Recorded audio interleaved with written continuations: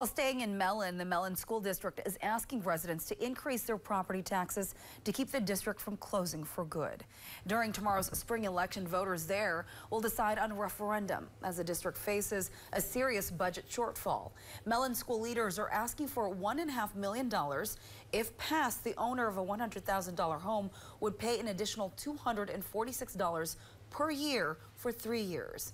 Mellen School's superintendent believes the 3-year referendum is the best option. When you get to 5, 6 years, there are too many variables that come into play, and it would not be fiscally responsible of me to put that impact on the taxpayers.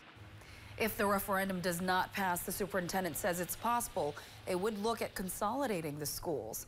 Mellen is one of 91 Wisconsin school districts putting a tax increase to a vote this year. Well, that